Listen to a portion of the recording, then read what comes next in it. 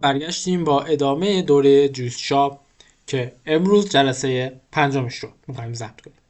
داخل ویدیو قبلی بونوس پیلوت رو با همدیگه پیش رفتیم و آی فریم اینجکشن رو توضیح دادیم و انجام دادیم. جایی که میتونستیم توی سرچ بار اومدیم و این کد رو اجرا کردیم و رفتیم وارد یه سایت دیگه شدیم و گفتیم که چه خطرناکی هایی رو داره. برای این ویدیو میخوایم این دوتا مرحله رو پیش ببریم که خیلی آسونه. این فقط باید بریم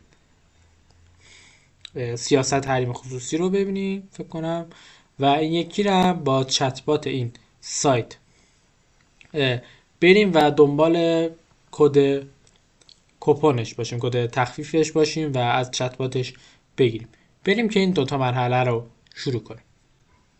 برای اینکه این دوتا مرحله رو استارت بتونیم بزنیم شما باید یک اکانت درست کنید. قسمت اکانت لاگین کنید. فرم اول شما کافیه که ایمیلتون رو وارد کنید،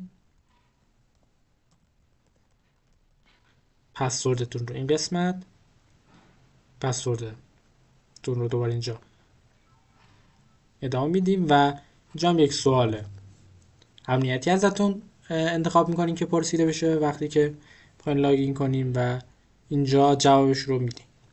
سعی کنین که این سوال همیشه جوابش رو داشته باشیم و بلد باشیم. خب بریم که قسمت چت رو انجام بدیم. کافی که بیاین این قسمت و کوپن رو بهش بدیم. بعد